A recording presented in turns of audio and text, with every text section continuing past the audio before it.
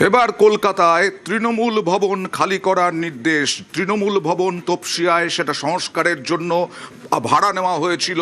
মেট্রোপলিটনে তৃণমূল ভবন একটি বাড়িতে হয়েছিল। মন্টু সাহা তার মালিক এবং ডেকোরেটার্সের মালিক, ডেকোরেটার্স কোম্পানির মালিক মন্টু সাহা, তিনি যে কোনো তৃণমূলের যে কোনো কাজে, সরকারি কাজে ডেকোরেটার্সের ব্যবসা করতেন। তিনি বাড়িতে ভাড়া দিয়েছিলেন। কথা বলেছিলাম আমরা আমার প্রতিনিধি আবিরের সঙ্গে কথা বলেছিলেন এই বাড়ির মালিক মন্টু সাহা। দেখুন কি ঘটনা ঘটেছে। তৃণমূল ভবনের যে সংস্কার, তার জন্য এই ভবনে, এই বাড়িটাতে ভাড়া নেওয়া হয়েছিল। কয়েক বছরের জন্য এই বাড়িটা ভাড়া নেওয়া হয়েছিল তৃণমূল ভবন বলে। পালা বদলের পর এবার এই বাড়ি খালি করার নির্দেশ দিলেন বাড়ির মালিক মন্টু সাহা, যিনি এই আগের শাসক দলের বিভিন্ন অনুষ্ঠানে ডেকোরেটরের প্রচুর পরিমাণ কাজ করতেন। তার কি অভিযোগ? তার অভিযোগ হচ্ছে এই বাড়ি তিনি কোন ঝুঁকিতে আর ভাড়া রাখবেন তৃণমূলকে, কারণ বারবার করে আক্রমণের মুখে পড়তে হয়েছে পালা বদলের পর।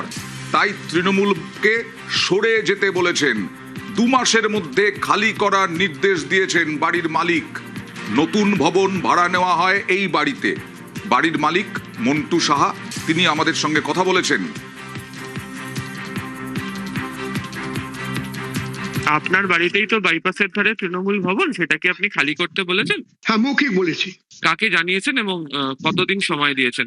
আমি 2 মাস টাইম নিয়েছি, যাকে জানাবেন তাকে জানিয়ে দিয়েছি। তারা কিছু উত্তর দিয়েছেন? তারা বলেছেন আমি 2 মাসের মধ্যে খালি করে দেবে।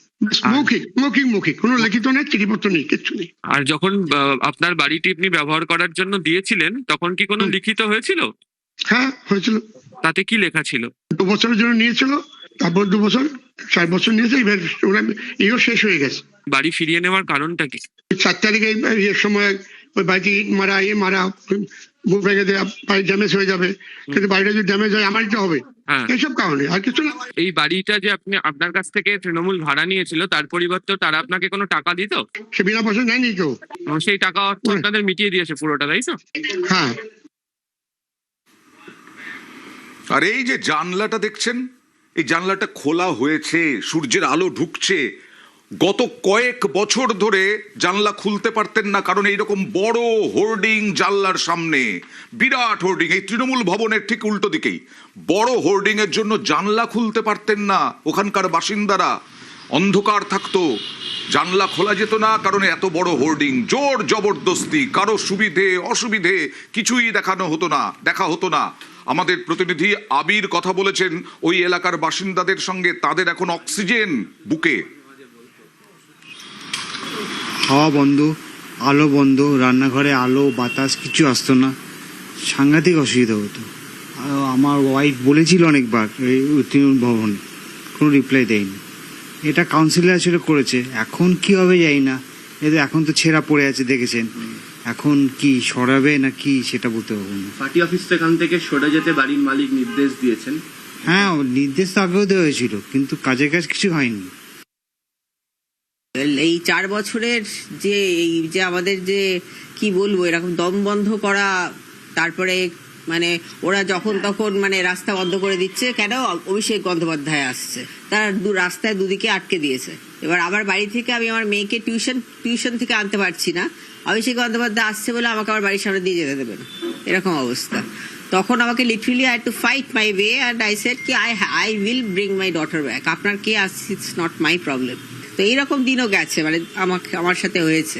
এবারে অভিষেক বন্দ্যোপাধ্যায় আসলে এখানে সারা রাস্তায় মানে ফায়ার ব্রিগেড থেকে শুরু করে অ্যাম্বুলেন্স থেকে শুরু করে কিছু শেষ নেই। আমরা ঠিক বুঝতে পারতাম না, কারণ কোনোদিন আগুনও লাগেনি বা সেরকম কোনো পরিস্থিতি তৈরি হয়নি। তাও ওনার সাথে আসতো বডিগার্ড মেশিন গান নিয়ে দাঁড়িয়ে আছে, ছাদের ওপরে উঠে গেল কিছু লোক বন্দুক নিয়ে। মানে ওনারা মনে হয় পশ্চিমবঙ্গকে নিজেদের, মানে মমতা ব্যানার্জি নিজেকে একটা কুইন অ্যান্ড কোথাও প্রিন্স অভিষেক বন্দ্যোপাধ্যায় এরকমই ভেবে রেখেছিল। যে ক্যানাল সাউথ রোডের যেই অস্থায়ী তৃণমূল কংগ্রেস ভবন, সেই বাড়ি ছেড়ে দেওয়ার জন্য যিনি এই বাড়ির প্রকৃত মালিক, তাদের তরফ থেকে জানিয়ে দেওয়া হয়েছে তৃণমূল কংগ্রেসের শীর্ষ নেতৃত্বকে। তার তরফ থেকে 2 মাসের সময়সীমা দেওয়া হয়েছে এবং বলা হয়েছে যে 2 মাসের মধ্যে এই বাড়ি, যেটি এটি দলীয় কার্যালয় তৈরি হয়েছিল, সেখান থেকে তারা যেন তাদের সমস্ত জিনিস নিয়ে তারা যেন সরে যান। কেন এই সিদ্ধান্ত তিনি নিলেন, কারণ ব্যাখ্যা করতে গিয়ে তিনি বলেছেন যে 4 মে নির্বাচনের ফল প্রকাশের পর এই বাড়িতেও বেশ কিছু ঘটনা ঘটেছে। তার অভিযোগ যে এই বাড়ি লক্ষ্য করেও পাথর ছোড়ার মতো ঘটনা ঘটেছে, ফলে এই পরিস্থিতিতে কোনোভাবেই তিনি চান না তার এই বাড়িতে আর কোনো ধরনের ক্ষতি হোক।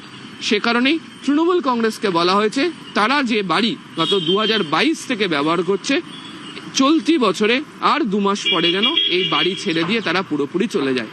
প্রসঙ্গত, যাদের এই বাড়িটি পরিচিত, তারা বিভিন্ন ধরনের যে কাজ, তৃণমূল কংগ্রেসের বিভিন্ন রাজনৈতিক কাজে যখন ডেকোরেটরের জিনিসপত্র দরকার পড়তো তার সমস্ত কিছু তারা সরবরাহ করেছেন। সূত্রের খবর, গত 25শে বৈশাখের অনুষ্ঠানে যদিও তাদের তরফ থেকে তৃণমূল কংগ্রেসের অনুষ্ঠানের আর দায়িত্ব নেওয়া হয়নি, এবার দেখতে পাওয়া গেল এই বাড়ি ছেড়ে দেওয়ার জন্য তাদের তরফ থেকেই চিঠি দিয়ে তৃণমূল কংগ্রেসের শীর্ষ নেতৃত্বকে জানিয়ে দেওয়া হয়েছে। ক্যামেরা পিন্টু সরকারের সাথে আবির ঘোষাল, নিউজ 18 বাংলা।